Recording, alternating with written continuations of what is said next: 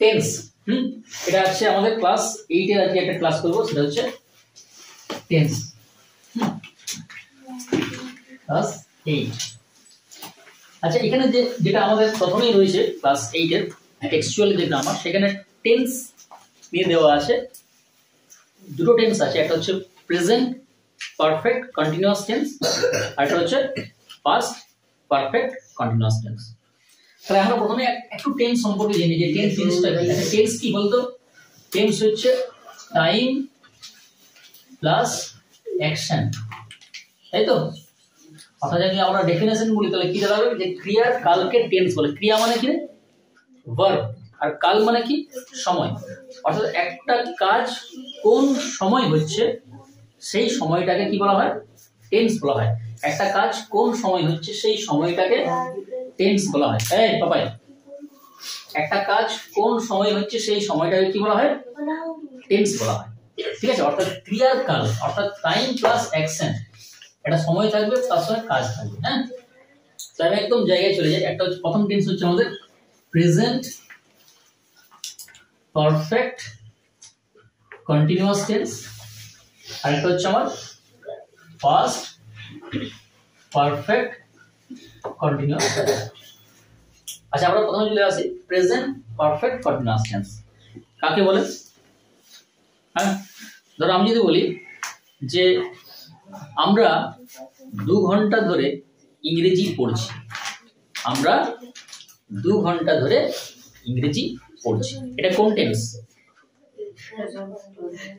আরেকটা বললাম যে আমরা 2 ঘন্টা ধরে ইংরেজি পড়ছিলাম, পাস্ট পারফেক্ট কন্টিনিউয়াস। দেখ, আমি যখন বলছি যে আমরা 2 ঘন্টা ধরে ইংরেজি পড়ছি, এটা হচ্ছে প্রেজেন্ট পারফেক্ট কন্টিনিউয়াস টেন্স। আমরা 2 ঘন্টা ধরে ইংরেজি পড়ছিলাম, এটা হচ্ছে পাস্ট পারফেক্ট কন্টিনিউয়াস টেন্স।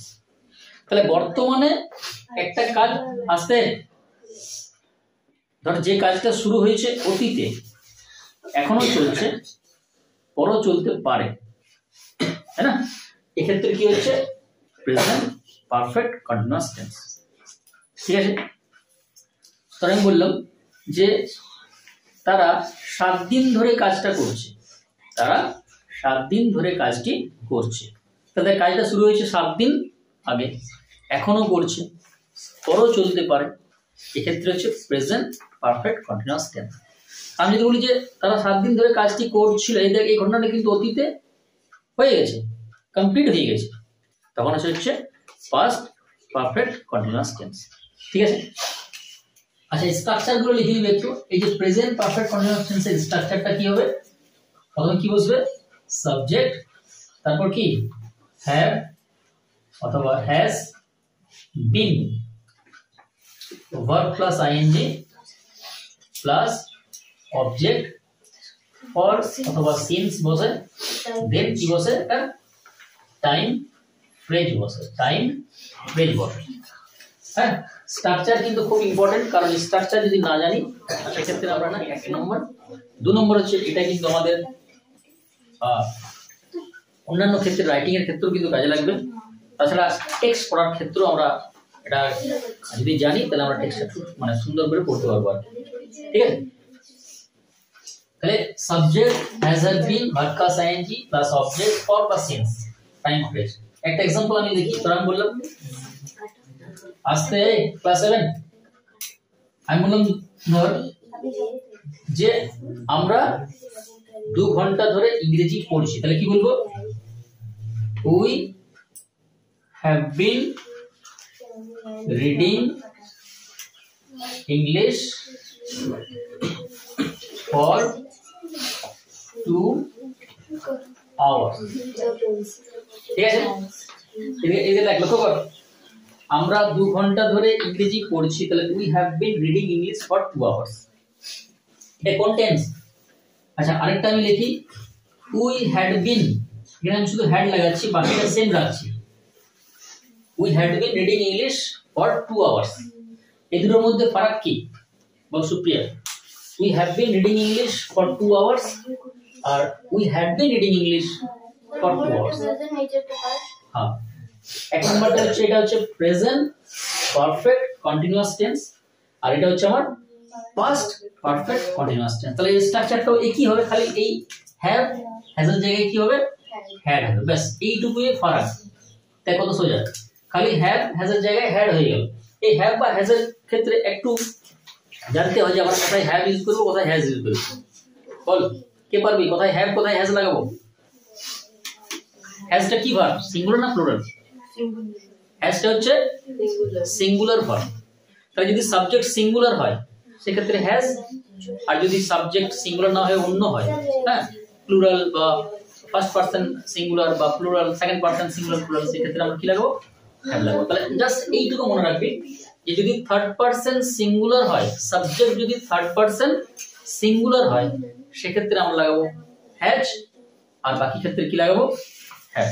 ঠিক আছে, তাহলে এটা হচ্ছে প্রেজেন্ট পারফেক্ট কন্টিনিউয়াস টেন্স আর এটা হচ্ছে পারফেক্ট কন্টিনিউয়াস টেন্স। ঠিক আছে, এটা হচ্ছে প্রেজেন্ট পারফেক্ট কন্টিনিউয়াস টেন্স, এটা হচ্ছে পাস্ট পারফেক্ট কন্টিনিউয়াস টেন্স। বুঝা গেল স্ট্রাকচার? বাস এখান থেকে কোশ্চেন আসবে তোদের জিজ্ঞাসা আছে বলতো ফর এবং সিন্স এর তফাৎ কি? ফর এবং সিন্স মানে কোথায় ফর বসে কোথায় সিন্স বসে, কোথায় ফর বসে কোথায় সিন্স বসে। আচ্ছা ফর মানে কি বলতো, দেখি বাংলায় যদি থাকে যে ধরে তখন কি হয় ফর হয়, আর যদি থেকে হয় তখন কি হয় সিন্স হয়। তখন আমি বললাম যে আমি 1 ঘন্টা ধরে পড়ছি, তখন আমি কি বলবো for. I have been reading for an hour. আর আমি যদি বলি আমি সকাল থেকে পড়ছি তখন কি বলবো I have been reading since morning. তাহলে যদি ধরে হয় সেক্ষেত্রে ফর, থেকে হলে সিন্স। এটা কিন্তু বাংলা করার ক্ষেত্রে ঠিক আছে, বাট যখন আবার ইংরেজি থাকবে তখন তো আমি ফর বা সিন্স এখানে তো বুঝতে পারবো না। যদি বাংলা থাকে বাংলাতে ইংরেজি করতে বলে তখন ফর বা সিন্স ধরে থেকে থাকলে ফর বা সিন্স হয়। কিন্তু দেখ মনে রাখবি ফরটা হচ্ছে, সবাই লিখে রাখবি, এই সবাই লিখে রাখবি, তোরাও লিখে রাখবি ফর এবং সিন্স এর ব্যবহার। ফর কোথায় বসে সিন্স কোথায় বসে। দেখ ফরটা হচ্ছে আমার পিরিয়ড অফ টাইম, আর সিন্স হচ্ছে আমার পয়েন্ট অফ টাইম। খুব ইম্পর্টেন্ট, ভীষণ ইম্পর্টেন্ট। এই ফর বা সিন্সটা কিন্তু প্রিপোজিশন, এখান থেকেও কিন্তু পরীক্ষায় কোশ্চেন আসে। হ্যাঁ, ফর বা সিন্স থেকেও কিন্তু পরীক্ষায় কোশ্চেন আসে অ্যাজ এ প্রিপোজিশন হিসাবে। ঠিক আছে, ফরটা কি বললাম, ফর হচ্ছে পিরিয়ড অফ টাইম, অর্থাৎ এখানে বোঝায় একটা অনির্দিষ্ট সময়। কি বোঝায়? অনির্দিষ্ট। আর এটা হচ্ছে নির্দিষ্ট। ঠিক আছে, আচ্ছা তার মানে কি, ধরেন বললাম যে 2 ঘন্টা, 7 দিন, 1 বছর, 2 বছর, 6 মাস, 7 মাস, তখন কি লাগাবো? তখন কি লাগাবো ফর না সিন্স? না, ফর। আমি বলছি সকাল থেকে, ঠিক আছে, গত মঙ্গলবার থেকে, গত মাস থেকে, তখন কি লাগাবো সিন্স। ঠিক আছে, ধর আমি বললাম যে আমরা 7 দিন ধরে কাজটা করছি, তাহলে কি হবে ফর না সিন্স? দেখ 7 দিন মানে কি, কোন 7 দিন আমরা কি জানি? 7 দিন, 7 দিনটা কি একটা কি সময় অনির্দিষ্ট, সেক্ষেত্রে আমরা কি লাগাবো ফর। বাট আমি যদি বলি ধর আমি গত সোমবার থেকে কাজটা করছি, দেখ সোমবার, এটা স্টার্টিং পয়েন্ট হয়ে গেল। তাহলে যেখানে সিন্স মানে কি স্টার্টিং পয়েন্ট থাকবে, এটা কি থাকবে স্টার্টিং পয়েন্ট থাকবে। তাহলে যদি সময়টা অনির্দিষ্ট হয় সেক্ষেত্রে ফর, যদি সময়টা নির্দিষ্ট হয় সেক্ষেত্রে সিন্স। দেখ এবার ক্লাস 8 এর বইটা বার কর, ক্লাস 8 এর বইটা বার কর। দেখ এখান থেকে টেন্সের আমাদের কয়েকটা কাজ রয়েছে। Page number 14। দেখ এখানে which fill in the blanks with either present perfect continuous tense or past perfect continuous tense। Page হচ্ছে 14, এখান থেকে তোরা কাজগুলো কর।